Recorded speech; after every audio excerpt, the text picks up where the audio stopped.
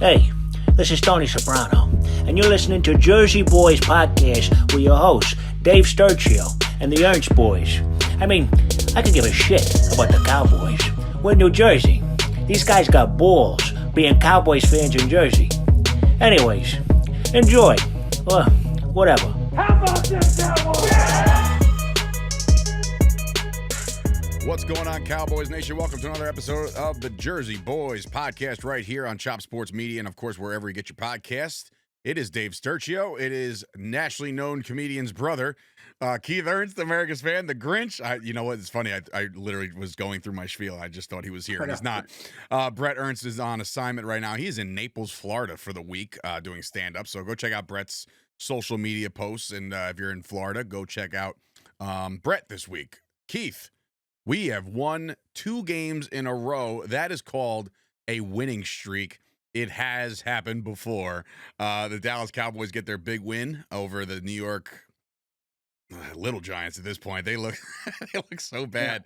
But yeah, I guess listen, the Cowboys are now 5-7. They find themselves they're no longer on the graphics that I've been seeing in the Hunt graphics. I haven't seen the Cowboys on there because there's a lot of teams with 6 wins and more. But I guess your reaction to, beating the Giants haven't beat us since Dak's rookie year. So it's kind of like riding a bike at this point with the New York Giants. Your first takeaways as we dive into Thanksgiving. Well, I hate to start off correcting you in something, but they have beaten us since Dak's rookie year. When? The year last game of the year for the for the division, remember? No, I don't. What are you talking about? Remember, if we won and then the Eagles beat Washington, we would have won the division. We lost that game? We did. It was like we lost it. That's the one where the you know what? No, wait a minute. Dude, I just saw a graphic that said that they beat him in the last 8 times. Only with Dak. They haven't beat Dak since his rookie year. Okay. I want to say it was 2020 or 2021. Well, 2020 was the COVID year where we were about to win the division at like 7-9 or something. The year where Dak went out. 2020. 2020. Yeah, it was that year. Ah, shit, really? All right. Well, yeah. I guess that. Don't you remember, bro, when Saquon fumbled and the ball was just rolling? And we're like, Jalen Smith, jump on it. It was just rolling. We thought we had it back. No, dude, you know what it is? This has to be some kind of form of PTSD. Like, you just don't want to remember the shitty games. Yeah. But hey, listen, anyway, we won this one, so talk about this one. You and your fucking wallpaper. Go ahead. That's so good. Internet's undefeated. But yeah, what did I think? Well, it's what we both kind of said. That if DeVito started, we felt we'd win by a lot. If Locke started, it'd be a lot closer. And I know the score shows it was 27-20. It was a lot more of a blowout than that. You know what I mean? It felt like we were in control. We were. Besides the beginning, I mean, they just look sloppy, the Giants, man. Like sloppy, sloppier than we have. They placed another 3 guys on injured reserve today. Like, the Giants have officially said, all right, we're done. Let's just get through this. Let's try to get through this as unscathed as possible. All signs point to the Giants making a change at not only just head coach, but maybe GM as well. Who knows? Because right now, as it sits right now, I believe they're the number 1 pick in the draft. So you can't screw this up. I don't know what the hell they're going to do, nor do I care. But I'm assuming it's, Dion might actually pull a Peyton and tell his son, like, you're not going to New York. Like, I don't care where you go. You're just not going to New York. It's just a brutal place to play. The media will eat you up and spit you out. And I don't know if Shedeur Sanders is ready for that media. I know he's a big showman and he likes to be the center of attention, but I'm not sure if he wants to be a New York Giant. But anyway, the score definitely didn't indicate what it was. Cowboys played a really good sound game. And I start with obviously their first big play of the game, and it comes from Demarion Overshown. And we've said it time and time again on this show. Yeah. That dude's going to be an all-pro one day. The way he moves laterally, the way he attacks the ball, the way that just the team performs better with him on the field. You know what I mean? Like, it's a trickle-down effect. And if you stack him with Micah Parsons, as your brother had said a million times, like, can we get him from both edges? Like, you're getting what you want out of both of these guys when they're on the field at the same time. Yeah, and you're the play you're referring to, I mean, they were up 7-3 Right. and they got the ball back. Right. And Overshawn made it 10. I mean, that was a game changer right there. Yeah. You know what I mean? I mean, what we didn't need is them to drive down the field like they did opening drive. Right down the You know field. what I mean? As soon as that happened, then as soon as it swung the momentum to us, it's like from there on out, it was our game. Yeah, I mean, You know, I don't know if I've ever seen. I mean, I've probably seen it more than enough times, but I guess more fresh in my memory is batting your own ball to yourself, like and having some hang time, not just like a tip ball. It's like right in your face. The ball was tipped up, and he had the wherewithal and the vision to see that it was still in play, and he took it to the house. That's back-to-back Thanksgiving days with a pick six for the Dallas Cowboys. If I don't nobody's mentioned that, Deron Bland definitely had one. In fact, I believe we broke the record last year with a Washington game, if I'm not mistaken. I thought that was Thanksgiving Day. I could be wrong. I think it was. Because I remember the uniforms. Yeah. My And then dad also Romo and Nance were flipping out when it happened. Right. And Yeah. my father says that just based off the visuals of watching these guys eat their turkey legs at the end of the game, that Demarion Overshawn was visually and like pissed off that he wasn't selected as the MVP. Like, it's all fun banter, but he should have definitely. Overshawn got. Well, absolutely, he should have got it. He got Remember, we were all slighted. saying it. We all said it. Is it Overshawn or is it Mike? But he wasn't part of the group that was there at all. He was there. Yeah, the whole defense was there. Mozzie Smith was there. Yeah. You know what I mean? Like nobody, Yeah. all the guys were there. 007, Osa Odigizua was there. Yeah. They were all there eating their turkey legs, and so we all think collectively we figured the way I thought about it, and I said that in a text. I said, I think for America, like in ratings and all this other shit, they're gonna want Micah Parsons to speak.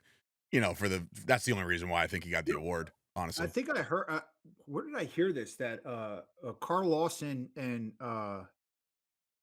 Golston together that they have the best since October, like the best pressure percentage for two defensive players go in the NFL, like Really? right now since October. like as a or something tandem. like that. Yeah. Wow, that's interesting because Yeah. I was just watching the Mike McCarthy press conference this morning. It was about an hour ago, not even. And he has said that he's very impressed with Mozzie Smith. He's very impressed with Lawson. These guys are finally starting to gel as a defensive cohesive unit. Now, how far that can take a team, I don't know. Like, because obviously they're saying that DeMarcus Lawrence is a long shot to come back for the Bengals game, even though, hey, you have Micah and, of course, Jerry Jones running off his mouth again saying, like, oh, we're going to have him back. And then, like, Stephen Jones was like, yeah, no, it's a long shot. And then Mike McCarthy was like, yeah, no, he's in rehab group. Like, what is everybody talking about? Why can't anybody ever get on the same page when it comes to an injury? But your thoughts, I guess, on what you can build around. I know there's been a lot of injuries that the Cowboys have faced, and Trayvon Diggs was a no-go on Thanksgiving. And obviously we have no DeMarcus Lawrence. Nealand was out again because short week. I spoke, or at least I paid attention to Patrick Walker, and he thinks that's the case because it's like right after a game, you're going to expect to suit up and do another game right after that long injury. That makes sense to take the day off, especially, when the Cowboys are in this position that they are where it's not like they're beating the brakes off anybody. They're just trying to get their bearings. But how far can a defense go and take a team with a backup quarterback? Now, the most thing I compare it to, I'm not comparing it in all regards because we all know the end result, but like a Nick Foles, right? When Nick Foles came in at the end of the year with the Eagles, that Eagles team was built defensively, and they were very, very, the dogs, the underdogs with the mask and shit. Do you see any resemblance to something as good as that? Or like, do you think that it could just, everybody just pump the brakes, let's relax for a second? I don't agree with that. Okay. The Eagles defense was unfucking real that year. Yeah, we're not even close to that. And I think, that injury to Nick Foles happened against the Rams, and they were already like 10-1 or something. I mean, right. It was at the end of the year, I know Carson you're Wentz. trying to find a backup quarterback that comes in and does well. I mean, I don't know. I mean, our defense is not, it's still suspect. Yeah, Absolutely, it's still suspect. Sure. And that's why you're bringing this up. And I'd say the common, or I should say the one person that stands out obviously is Micah. because wherever Micah is, the offense has to pay attention to, man, and that's going to free up. The only thing that's suspect there is what happened against the Saints. What happened against the Ravens? What happened when we had everyone? How come? That's what scares me a little bit. Now Now is we could that is say that is that new? Is like the new season, new scheme, new everything? Mike Zimmer. could have to do with it as well. Yeah, so that could have something to do with it. Or just getting your football legs under you. You know what I'm saying? Because Yeah. like they didn't play in preseason. Right. There's a lot of things behind that. So yeah, it's promising, but it's still when you look at Drew Lock comes in, he had some. He said he did okay for a quarterback that hasn't played in who knows how long. Right. But they still moved the ball. They still actually had a shot at the end. They did. I know it was a long shot, but they had a shot. So defensively, if we have Mike out there and Overshown, yeah, I think we can compete. But on the flip side, let's talk about Cooper Rush and how well he's playing. I mean, look, it's so funny how another game, CeeDee Lamb drops a ball right in his hands, Couple which drops. would have extended a drive. And who gets that incompletion? Who couldn't convert? Cooper Rush on the stats. And then you have. Well, all I these mean, to be fair, CeeDee Lamb will get a drop. Like, he does get a drop on his stat sheet, so it's not like he hasn't dropped the ball. No, it's not. That's not what I'm talking about. What I'm talking about is just in general, like people when the game's over, and this is more with Cowboy fans, and I'll keep saying this: they don't watch the fucking games. Most Cowboy fans just talk shit. They'll tune in on the game. They'll be like, whatever, like Pat's a great example. The maniac. Mm-hmm. I mean, they don't actually they probably don't even know that play happened. That's what I'm trying to say. Yeah, and there's been if we were to lose that game, he'd probably get the blame. Yeah, you're right. And look, I think Cooper. But nobody's saying he's the reason we won. If you notice, every game he's won, we didn't win because of him. But those losses were all because of him. Everybody wants to blame. Now, him does for that those come? losses, Do you think that comes with just the position of quarterback? No, it doesn't. It doesn't, because I mean they don't do that with a lot of quarterbacks, and it does have to do with him being a backup and nobody wanting to trust him. Right. You know what I mean? Fair. So I mean, but I just find it funny that he's playing really good right now. I mean, his passes. He's not going to light up in his scoreboards, right? Like, I don't think he will. I mean, I think it was 2 weeks ago, he threw for over 300, right, or something like that. Like, he could put together a decent game, and I think Cooper Rush's decision making is very good.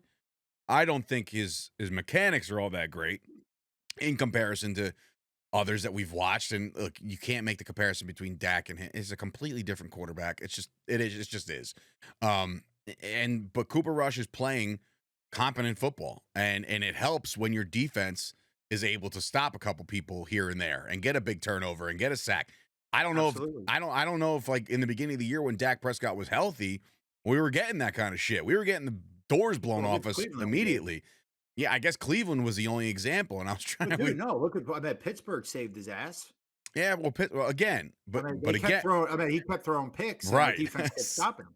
Right, That's what I mean. Defense saved Dak in the Pittsburgh game. Yeah, so the defense has the ability to change a game, and I think those two guys that we've already highlighted, Overshown and Micah, by themselves can do great things. And it's it's a goddamn shame when you lose guys that you thought were on the come up and had such a great feel good story. Josh Butler, to name one. Man, he talk about a guy who just like completely just defied so many odds, and all of a sudden he's out, done, season's over. And that really sucks for him, because then you got to bring in, then you got to really go to the well and figure out who's going to cover the other side when it's just Bland, right? And shout out to Bland again. Second game back, played a very, very good game, right? And we have not seen Bland and Diggs on the field at the same time yet. So we need to see that hopefully this week. But yeah, man, like the defense is playing well. It's something to get excited about for now. For all the draft nerds that are mad that we won games, the Cowboys are still holding the 13th pick in the draft right now. So again, unfortunately with Washington winning and beating up on a really bad Titans team, it kind of puts a damper on the whole, like, ooh, if we just win out, like we can make the playoffs. And obviously, if the Cowboys win out and they're 10-7, then they probably will make the playoffs. But Yeah, they would. I don't foresee that happening. We when we talk about this team right here that we're watching, and once again, the last 2 weeks has been very reminiscent of the 2022 season when Dak went down and Cooper Rush came in and won those games. If you look at the stats, we're winning time of possession. Offense is sustaining drives, like we're not putting up huge points. Our defense, as we said, if we can hold any team under 20 points, we can win. And that's what's happened. I mean, the Washington game, Turpin, bailed us out of that one. You know what I mean? Yeah. And so I meant, but still though, I meant, if you look at the at even the Washington game, we won the time of possession. And Cooper Rush didn't have any turnovers. Right. And He didn't have any turnovers in this game. There weren't many. There weren't a lot of technically he scored more points with the missed field goals. You know what I mean? I'm talking about we had two. We had a blocked and a missed one. So I meant he's sustaining those drives. So we're finally seeing that team almost that we had back in 2022 when Rush took over. Yeah. They're playing that similar type of stingy defense, long drives on offense. That's fine with me. Yeah, and that was a big fine. I know people want to see 350 yards passing and 5 touchdowns. No, just win the game. That's all the fucking Chiefs have been doing. The Chiefs are probably statistically the worst 10-1 team I've ever seen in my life, or 11-1, whatever the fuck they are. And they're winning. I mean, they're getting it. I mean, they're getting some help. I don't give a shit what anybody says. That weird ass call on Black Friday. Just like it's like the referees got together, like, oh shit, we should have called false start, but we didn't. What can we call to screw this up? But anyway, I'm not gonna dive into that shit because I can go on for days with that. But look. Like we said, the Cowboys are playing this recipe right now as constructed is the way you can win football games down the stretch. Now, being 5-7 in a very crowded and competitive NFC, let's just see what we got. Let's see what happens. Let's not keep our expectations too high. Now, my just hypothetical, talking to Keith on whatever week we're at, 13, 14, whatever. It's December 2nd. With these 2 wins, does it? Now remember, we said if the Cowboys made the playoffs, Mike McCarthy would be back. Well, you said that his job was safe. If they don't you asked if I would. I said yeah, I would. Okay, so I'm going to ask you if you would right now. What does Mike McCarthy have to do? Now they're 5-7. They have 12. That's 5 games left. What is the record? Now let's pretend because the NFC's stacked, we missed the playoffs, right? We just missed it because we just didn't catch up. What is the record to you? Without Dak Prescott for the rest of the year, with all the injuries that they have to deal with, what's the record that the Cowboys have to finish right now for Mike McCarthy to be welcomed back with an extension? Without the playoffs? Without the playoffs. Or is he gone if they miss? 10 wins. So he's got to win out. Yeah. So win out and miss because of a technicality. I say if he goes 9-8, and we don't make the playoffs or anything under, that he's gone. Okay, so now you say he was losing the team. The team was lost before Dak went down. Correct, and that's just based off of games we're watching. Dak was playing fucking awful, actually. And as a matter of fact, I'll tell you right now that if all right, I'll give you an example. The Detroit game that we lost 49-6. Okay, Rush wouldn't have made a difference there. That offense wouldn't have made a difference because they just teed off on us. But I'll tell you right now, that Atlanta game, if we had the offense that's playing now against Atlanta, we beat Atlanta. It's fair. Did you buy it? Dak was off. He was doing check down. He was doing the whole stupid shit because he's rattled or whatever it is. He wasn't opening up the offense. I mean, our defense was making plays in that game. They were. It was too little, too late when Rush got in there. So, what I'm trying to say is that if he can prove that that he's a really good coach and he's developed this scheme for us as a team, defense and offense, to be balanced and with the talent we have as of now, and get to the playoffs at 9-8, which is possible. It's always possible. he gets his job. Interesting. Did you by any chance hear our esteemed Hall of Fame head coach and his comments over the week? Yeah, and I agree with him. It's kind of rough to hear that though from Jimmy Johnson, man. It really I mean, does. look, man, this is. I mean, I know just from with you how you were very adamant in signing Dak. You were Yeah. going fucking nuts. You were Yeah. getting so scared, but there was no reason to get scared and nervous and frazzled. You know, I mean, he's not that. He should not be the highest paid person in the NFL, regardless of what. I mean, look where we were when he went down. Look where we've been with him. We should have let him ride out the fucking season. We should have. Yeah. I mean, look, And that was a big mistake by Jerry Jones. Look, you shouldn't have that answer. I shouldn't have that answer. They should have that fucking answer. right. They should know that. Right. They're the football guys. Get what I'm saying? Are They're they the ones running teams. Are they I'm football just guys? saying it now. I mean, No, you're right. You know, They're the one. Listen, they're the I'm not ones that. saying we don't know sports. I mean, you No, have no, a- they don't. you They're have the an ones. enterprise with a sports podcast. I mean, Nah, you got your shit going on, but I'm just saying. Nah, but as listen. far as studying, like all they do is that's all they fucking do, bro. That's all those guys do. They get in a room, they study analytics, they watch how they do it in the offseason. That's what they're supposed to be doing. Jerry Jones is watching fucking Jake Paul fight at the AT&T Stadium, talking about how awesome he is and all this other shit and how great Netflix is. But real football GMs and football people are always studying. Do you and remember? researching. Do you remember right before we hired Mike McCarthy, that like the story about Mike McCarthy, what he was doing, like before he got hired? What was he doing? He I was remember he was in like there's he was in like video a of him, he was in like a fucking barn with like a bunch of other coaches just watching film, like they were being held against their will or some shit. Like you're gonna watch these Yeah. Cowboys and you're gonna like it. It's like it's crazy. It's crazy Yeah. to hear how far these guys will go in order to tell them like I know everything there is to know about football. And you know what? Some of that might be true, but if the play calling is anything, look, the play calling, I didn't have anything against that. Not that I can remember. Thanksgiving's 4 days ago. But like, I don't remember ever saying like, "Fuck, what's the play? Like, what's with that play calling?" Maybe once, I don't know, off the top of my head, Yeah. I can't remember. But another bright spot, another talking point about. Did we do any end arounds? I don't know if we did. Oh, you know We what? did it with Turpin. We did with Turpin, and then I said, It worked, yeah. I said they listened to us, right? Yeah. But another bright spot of this win over the Giants, and I guess going forward, is the emergence of Rico Dowdle. Now, do you trust Rico Dowdle to be RB1, or do you really think this dude needs a supplement back? Because yesterday or Thanksgiving, he was given the full as you can give him workload because Zeke was in there for like maybe 4 plays, maybe 5, and the rest was Rico. Could you ride Rico? Now, mind you, there was no Zach Martin. There was no, there was the offensive line has not been 100%. And here Rico is. And again, the Giants, I understand they're a bad team right now, but we've seen this against Pittsburgh too. You know, like we've seen Rico against a good defense as well, on top of seeing them play the Giants. Do you think that Rico, what I'm saying is you're the GM now, you're in the offseason. Are you still like, fuck, we need a running back?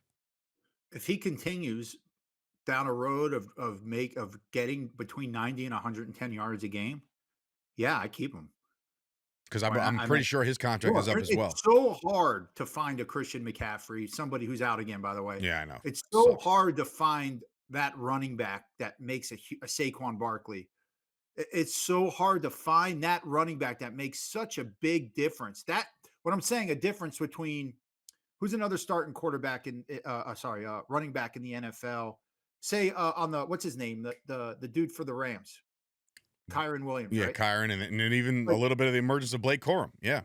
Yeah, but is there that much of a fall off between that and Rico Dowdle? Do you know what I'm saying? Yeah, I mean, I watch a lot of teams. There's a huge difference with McCaffrey and when McCaffrey's on or Saquon's on. Derrick Henry. But all the other running backs I'm not putting them down, but they're playing good ball. But is there that much of a difference that you risk a first round? Dude, Rico Dowdle wasn't even drafted too.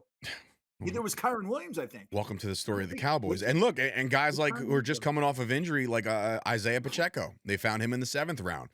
I'm not even sure, and somebody we're about to be very familiar with, I'm not even sure off the top of my head where Chase Brown came from, but I love Chase Brown on the Bengals. He's on my fantasy team. He's doing work. And again, he was number 2 to Zach Moss. You know what I'm saying? Yeah, So it's like, what the fuck? Like, exactly. who the fuck is Chase Brown? So I want people to play the Cowboys and say, like, who the fuck is Rico Dowdle? And how the hell is he We don't doing need this to pay shit? attention to him. That's what I'm saying. Nobody's really, he's not going to get a lot of burn from the media. He's going to get a lot of like, oh, this is the guy. And then, you know what?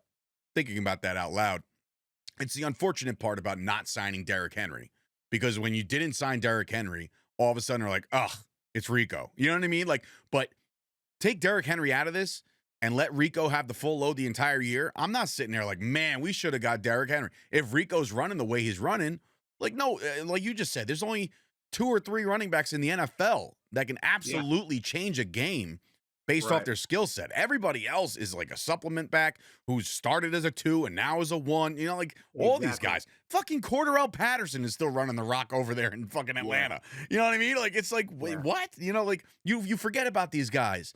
Yeah, not Atlanta. Really, I don't even know why I said Atlanta. I would say, as the Cowboys, starting from the 80s, like Tony Dorsett, and then you had Emmett. And look, Zeke was that guy for a couple of years. He was.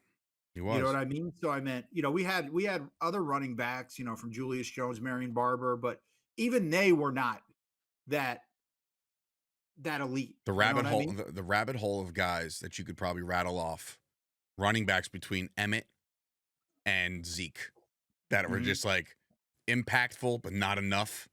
Like, I know they had all high expectations for guys like Troy Hambrick, right? They had high expectations. Didn't we at one point have Chris Warren too for like a minute and a half? So he was with Emmett. I was gonna say, I think he supplemented Emmett. But it's just crazy to know how many running backs, like you said, Marion Barber, who's one of my favorite Cowboys maybe of all time. And then Julius Jones, Felix Jones. Shit. I mean, there's just who I liked? Who I actually liked, and he every time he got the ball, he did well. But I don't know if Tashard Choice. Love Tashard Choice. I don't know if he was an every down back though. I think that was with the thing where, because I'm always like, why don't they give him the ball more? Because he started a couple games and did great. Yeah. So yeah. Hey, but anyways, but Tashard Choice is another one. He's like a Rico Dowdle. Like those guys, they could get you. They could get you places. If a team's built around them, obviously. So. Me personally, I still think we need to work on the defense. That's what we have to. We got to continue to work on the defense. And I think specifically on the defense. And again, you can definitely address some things in the draft and in free agency. For the love of God, they have to get involved this year. And I think Jerry Jones knows that. He knows his system's broke. So we might see some new faces next year. We're like, oh wow, I didn't expect to be in that running. That's what I think. Now, what happens and what we get is 2 different things. But as far as the defense is concerned, I think the biggest hiccup right now is obviously cornerback depth. Because once you see a guy like Diggs go out or Bland, and you're piecing shit together, and you're like, oh my God, what's next? The cornerbacks definitely still, even with Mozzie playing good at 1 Tech and Osta playing good at 3 Tech, they are playing good football. But you gotta get that even deeper. Defensive tackle needs to be deeper. They got to stop the run a lot better. You saw games last night. I know the snow was a different story, but Shanahan says it best, man. If you can't stop the run, what's the point of playing football? Because it's just like it dictates so much, throughout the course of the game, even in a snow game or even a perfect condition game. So I say defensive tackle. You're not going to have Kendricks forever. You might want to shore up your middle linebacker position. I'm basically rattling off every position outside of Micah and Overshawn. It's the same thing. I start. If you want to start in order on the defense, I do start at D line, and then I go to linebacker. But they're very close. I'd be okay with a badass linebacker or a badass D lineman first round. Yeah, because I know you were saying line. No, dude, look. There's one thing they're good at, and we know this.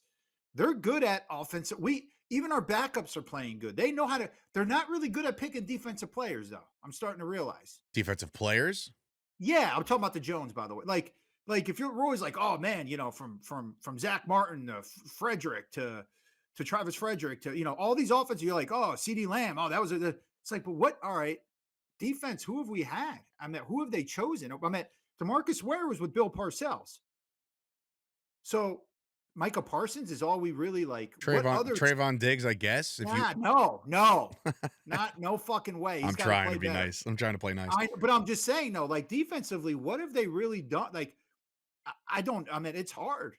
It's hard to come up with like players like, hey, they nailed that one or they nailed that one. You're onto something here because I right? I'm thinking edge DeMarcus Lawrence.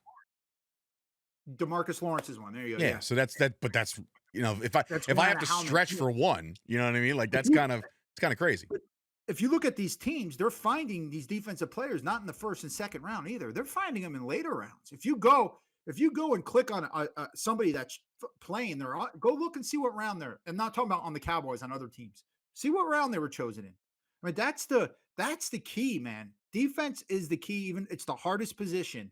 We know that. And if you don't draft well, which clearly, if we rattled off 2 or 3 names here for the last fucking decade, if they haven't drafted well, then you have to be a component or a player in free agency. Like when they brought in Kendricks, I thought that was a splash play. I really did. Like I know it's not your sexiest pick, and his better days are probably behind him.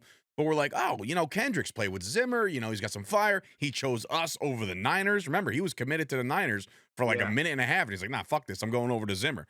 Great. And he's played when he's in. Remember, we got, me and you go back and forth. And Brett, we're like, if Kendricks don't play, that's a completely different defense. Absolutely. So it's alarming because you don't want to be dictated on one guy. What?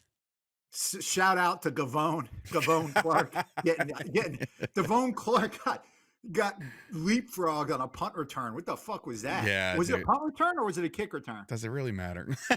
He's out, and not only that, it was a vertical. He didn't even bend over. Like the guy jumped over his 6-foot reach, or 5'8", whatever the fuck he is. But yeah, you're right. As far as the defense is concerned, it's something that you want to be a contender in. Even when I know it's under the radar, but like Malik Hooker signing, I was like, oh, all right, I know what he's done and what he's capable of doing, and has it all come together with Dallas? Not as much as you'd like, but they're definitely playing their asses off now defensively, but there are holes to fill, right? And look, we've played the Giants and we've played the Washington Commanders, which they just got right back on their horse and beat the shit out of the Titans. So it does kind of say like, okay, we ran with a decent team in the Washington Commanders. Now, fast forward next Monday, we get a long extended break, but in come if you look at their record, they stink, right? But they don't, right? They don't. You can't. And McCarthy even said today, he's like, you have to, with a team like this, and I'm talking about the Cincinnati Bengals, you have to take the record and throw it out the window, because the way Joe Burrow and Jamar Chase are playing right now as a tandem, like Joe Burrow has like 30 touchdowns to like 3 interceptions or some shit. Like he is absolutely slaughtering it this year. And that's one of our biggest hiccups is the defense. And I guess my question is, outside, they're loaded. They're loaded, Keith. How do you stop the Bengals? As the Cowboys, how do you stop the Bengals? This is what I'm saying. Like everybody thinks I Dak hate. I don't Dak hate. Okay, I'm just being honest. This is a game I would rather have Dak than Cooper Rush. Because of their pass rush? What's that? Because of their pass rush? No, not at all. No, because Cincinnati has a bad defense, and Dak can put up numbers on bad defenses. He can. He's not afraid to take those shots. There is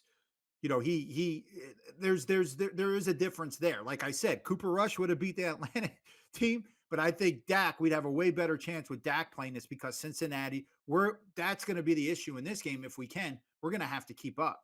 These little field goals, these red zone possessions, it's not gonna cut it, man.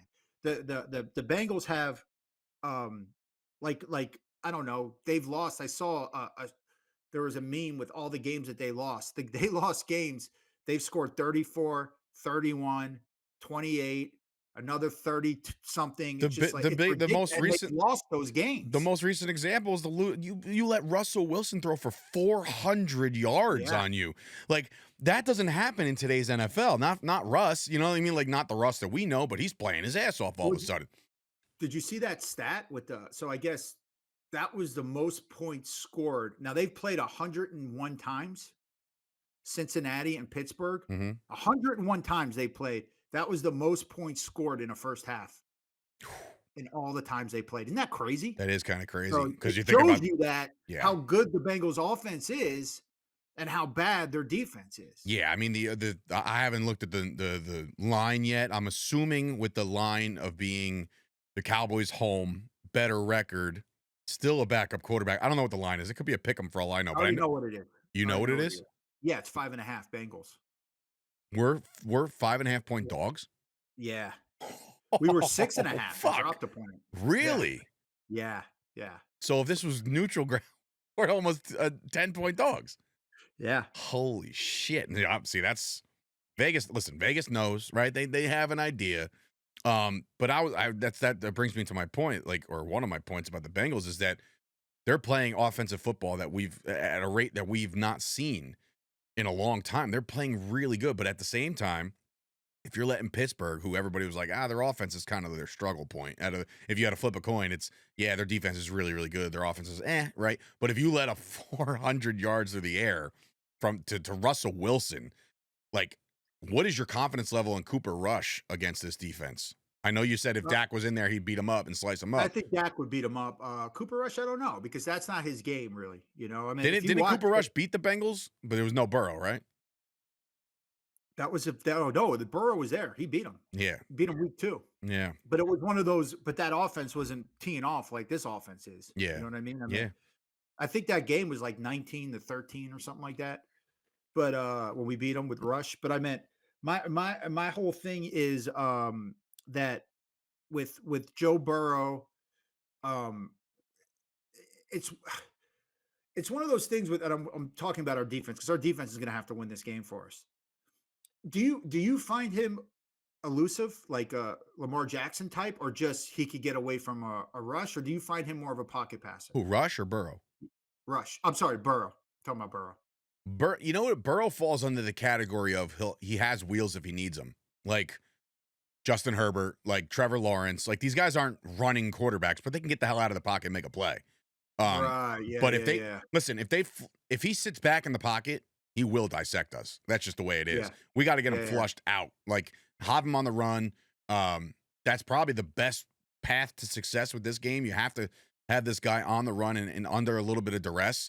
The defensive line just has to get home and rushing 4 nonetheless, because you send somebody, dude, it's a wrap. You send anybody, you send 6, forget it. You're getting torched by Jamar Chase, right? Even the emergence of fucking Mike Gesicki, like they're all playing really well. And T. Higgins is, back to health, and Chase Brown is running the rock really well. So it's like they're a well-oiled machine. And I think that this, much like I said that my great call of the Lions game, saying that we were going to score the most points ever, this is going to be the game that if the Cowboys don't have their highest scored game offensively, we don't stand a chance. Right. I don't think we stand a chance. Honestly. And the thing with what's crazy about the Bengals is they can explode at any time too. Right. It's not like in other words, I don't care if our defense stops in the first 3 times, we better score touchdowns those 3 times. Because Bengals you're up 21-0. And if you are, say we were in the second quarter, there's no getting comfortable with them. No, not at all. You know what I'm saying? Not at all. It's a crazy matchup. It's funny how, like, did you really quick, did you see everybody complaining about the Cowboys and Giants on Thanksgiving before Thanksgiving? How they were trying to get it changed. Yeah. Did you see how many people watched it? Thank you. That's what I was following up. It's like, dude, stop. Like, nobody listen. Yeah, everybody wants to. I'm the Nielsen ratings, by the way. Like, anybody who can actually track how many watching is like, I don't even know how the hell they do it. But what I will say is, football and Thanksgiving go together like peanut butter and jelly. So even if you're not watching the game, it's on, right? So you're counted as a viewer. So even if you're a hater or a diehard Jets fan, you're still going to watch the fucking Cowboys and Giants. All right, I get that. All right, so let me ask you a question. Because the lines didn't come close to what we had as viewers in their game. I think it's a time slot thing. That's my thing. But that's what I'm asking you. If they switch the time slots, do you still think we get the same amount of viewers over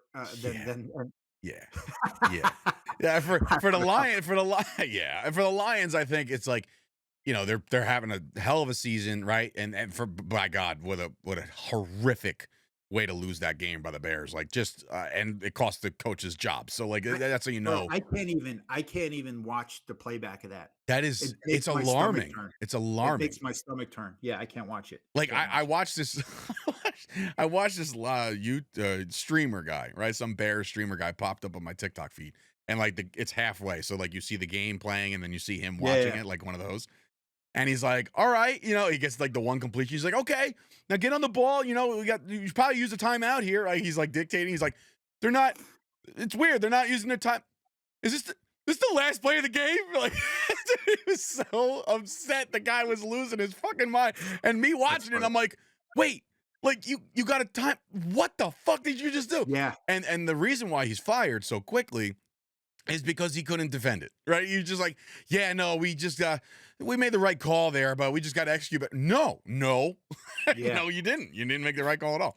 But listen, we've been on a receiving end of a lot of managerial coaching decision. So anytime, I don't know about if this happens to you, but you ever let's just say there's like 15 seconds left and the team's on their own 35 or whatever, and they got to get to the other 40. They got to spike it, right? When that completion happens, any other team, 31 other teams can run up and spike the ball.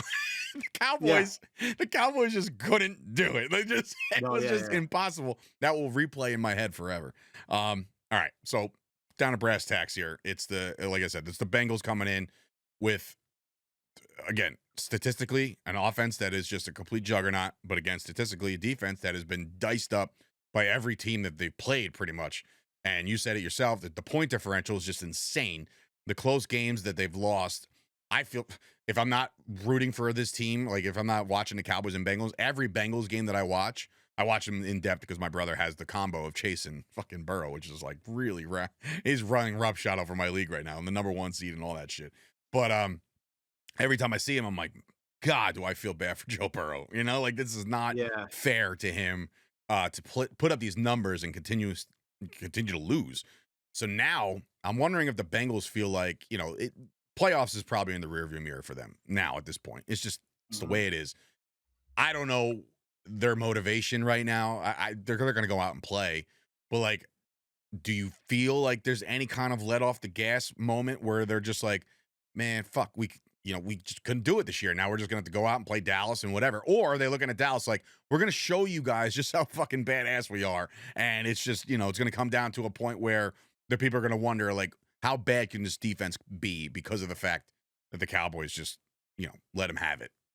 Well, I mean, I know this. You can still make the playoffs at 9-8. Sure, they're not done yet, and they know they're not done yet. They know how close these games are, and I bet. And I said this. I forgot what team was it. Houston, that one of the teams we played. When I said we are the best. When a team loses, we're the best bounce back team in the country. Yeah, it might have been the Texans. Love playing us because we're the Dallas Cowboys. They can everyone's paying attention to that score. CeeDee Lamb has actually went on record and said like people like to try to embarrass us. It's just the way it is. And this is a Monday night, right? I mean, it's So no, there's no chance of them just laying down. So I want to see the least amount of points they scored. This is crazy. The least amount. Don't look. I'm not. I'm waiting for your answer. So all right. So the two times the two least amount of points they scored. First is 16 points. Against who? Now we'll give them a pass because it was opening game. Fine. Sure. Patriots. They lost. That's right. It was a weird game. Yeah. This one though, at the Giants, they only scored 17. They won 17-7. That was an earlier game too. It's week 6. Yeah, and I remember that game being like 7-0 for like a very long time. Yeah. Yeah, that game, they just couldn't get shit going. But that's also when we thought that the Giants, despite as bad as they probably were record-wise in week 6, we said, well, the defense is actually pretty good. You know what I mean? Like the defense is good, they're better side of the ball. But that's kind of crazy. And they played, they played everybody besides, I guess, who the Eagles, they got blown out 37-17. But everyone else, unfortunately, they I think the Eagles are on have that level. 2 or 3 losses, man. Unlike us, Yeah, I mean, look, like I said, it's one of those anomalies right now that they have one of the most elite offenses and they have one of the most abysmal defenses, and that's the reason why they are who they are, and that's the reason why their record is what they are.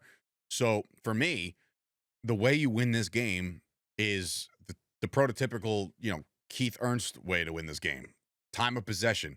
The only way you win this game is to keep Joe Burrow off the field, right? You got to limit. Remember, we're coming off of a season in which we watched the Saints, the Ravens, all these teams that have come into Dallas and completely scored on every single fucking drive.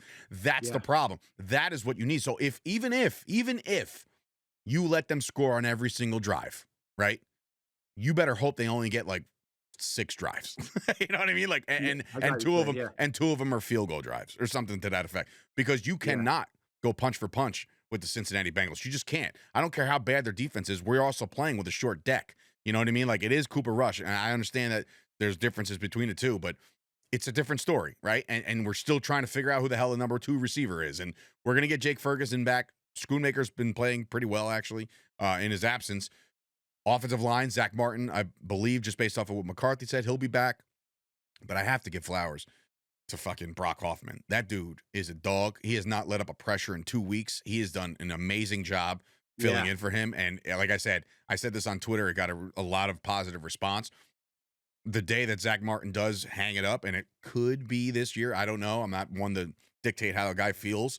But if he feels like, these injuries are piling up, I just, it's time to go. Remember, he was drafted in 2014, 10 years as a starting offensive lineman in the NFL. That's a long time because you're getting beat up every play, right? Yeah. But somebody like Brock Hoffman, undrafted, wants to prove it.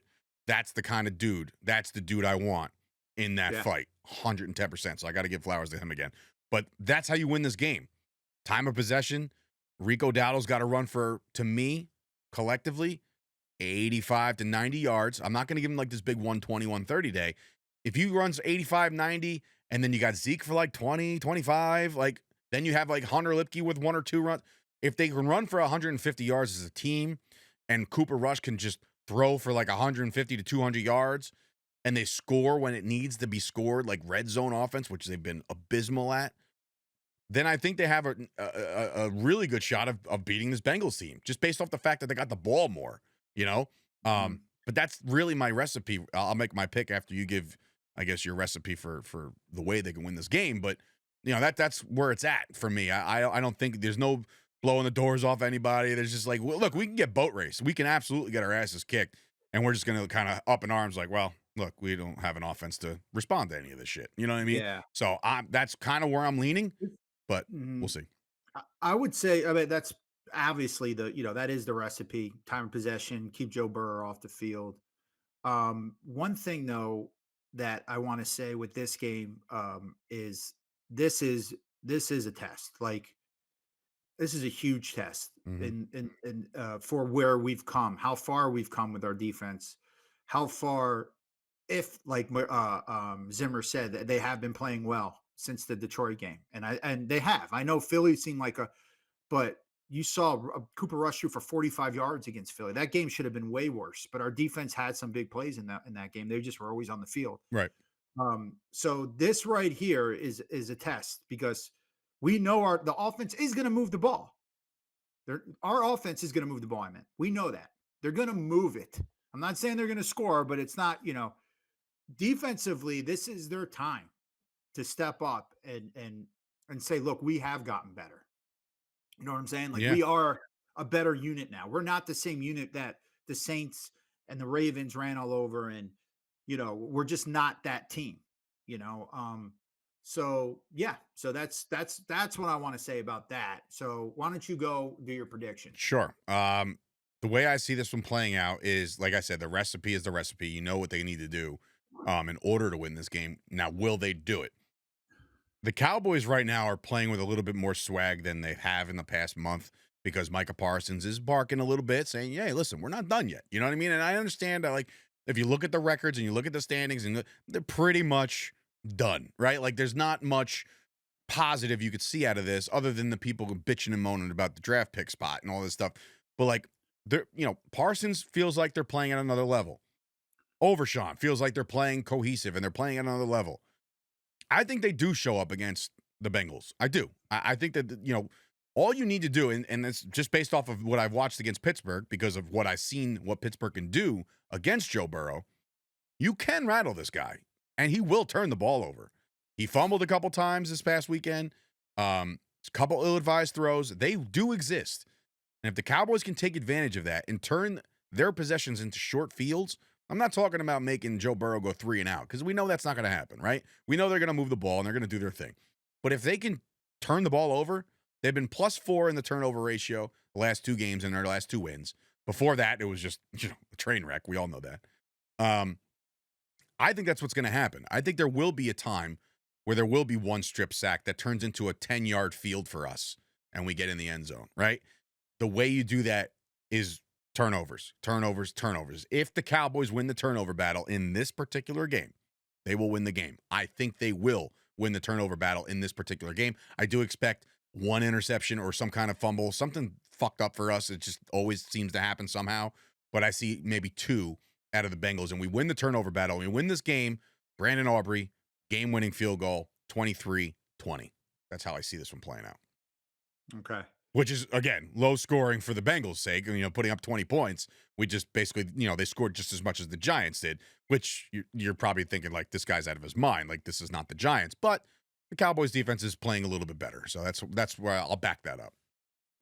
So this is, I would say, the best offense next to Detroit that we've been against, that we're going to be against this season. The Ravens, same division, against a healthy defense, 25-3, and they're going into the fourth quarter. They were beating us.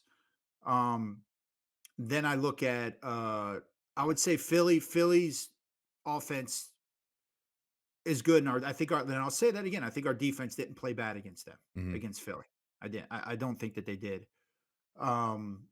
And another, we could bring up Washington, but I am chalking that win up. We had an excellent game, but you're still going against a rookie quarterback, and you're still kind of a heated, different game when they play each other. Sure. Division. Sure. And I'll say this again. I have to see it, man.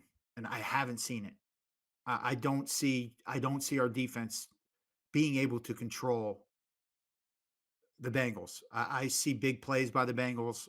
I see Cooper Rush being taken out of his game, where it might get to a point where, say we get the ball, we kick a field goal, they get the ball and they strike 7-3. We go down, and now say we do kick a field goal, they get the ball back. They got like a 5-play drive, the Bengals, 14-6. Now they start to panic, saying, okay, we got to score touchdowns. And then we punt the ball back to them, and then it just goes off the rails, or we have a turnover. So we're getting blown out. I'd say double-digit loss. Okay. Now, this is my thing. I feel if we do win this game, and I'll say this again, I said this with the Buffalo game. I don't know if you guys going back to last year when you and Brett picked us to win in Buffalo. And I said, if we win this game, if we win this Buffalo game, we're going to the Super Bowl. I said that. That's what I said. If we win this Buffalo game, we're going to. That's how I felt Buffalo was going to destroy us. Like, I just knew. And I remember you going, why do you feel that? We're playing the best football. We're doing this and that. I'm telling you, the atmosphere, the game it's going into, we're winning the Super Bowl if we beat Buffalo. And we didn't. We got blown out. We got pounced from the playoffs first round, as everybody knows. So I was kind of on target with that. Sure. I'm doing the opposite here. If we beat Cincinnati, I'm not saying we're going to the Super Bowl, by the way. We're going to the playoffs. If they can beat the Bengals this week, we will be in the playoffs. That's a Jim Fossil moment right there. This team is going to the playoffs. If they could beat Cincy. If they lose, it's pretty much, it's really over. But this game right here, and I'm not saying must win yet, because you could still make it at 9-8. But this game right here, to me, not statistically, is the must win game. All right. Because I feel if they win this game, that they won't make the playoffs. But I don't think it's going to happen. I've seen this defense suck way too many times. I can see it happening again. I like that they got some confidence from the Giants. It's great. They're on their third string quarterback. And like I said, they played good against Atlanta. They played good against, I'm saying the defense did. The defense played good against Atlanta. They played decent against Philly. So they played good against, the Houston game was close until the fourth quarter. Mm-hmm. You know what I mean? So I meant, yeah. Listen, but this offense is a different offense. Even this offense is better than that Philly offense. I agree. I meant, that's the whole, this is, like I said, them and Detroit are very similar to me as far as offenses go. So it'll be interesting, and we'll have to wait an extra day to do it. So we'll have to sit there and divulge. I like that though. I do too. It's stress free, and you just get to watch some football on Sunday and not have to go. Exactly. And then dude, the last 3 Sundays have been great. It's like Thanksgiving, exactly. The way before that, like this one, it's like we get to make fun of all the other teams. Yeah, for like at least 24 hours. Yeah, no, just wait for us to fucking fall apart. Let every other team fall apart. I write down like a fucking savage idiot, like I am. We have one of those like refrigerator calendars, like where I just like write like when certain bills are due, blah blah blah blah, right? But I write down the Cowboys schedule. That's also to let my wife know, hey, don't bother me. This is the time. This is the game. This is what we're playing. Blah blah blah. But like to see back-to-back Sundays where I say like no with a star, no Cowboys, she's like, this is fucking great. But here I am last night just ready to pounce on that TV. I was like sitting there, first couple plays, I needed James Cook. And I was like, dude, this guy sucks. He has like fucking yard here, yard there. Texting my brother, this guy's fucking junk, blah, blah, blah. And he rips off a 60-yard touchdown run. And my wife thought the Cowboys just won a fucking football game. Yeah. But yeah. All right, listen, Keith got him losing. I have him winning. Keith says if the Cowboys were to pull this one out of the hat, we're going to the playoffs. So we'll see how this all plays out. We'll talk to Brett next week. He'll hopefully be back for probably a Tuesday recording of the Jersey Boys podcast. We want to thank everybody for listening.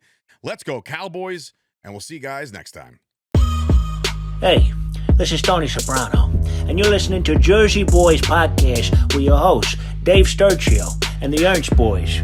I mean, I could give a shit about the Cowboys. We're in New Jersey. These guys got balls being Cowboys fans in Jersey. Anyways, enjoy. Or whatever. How about this?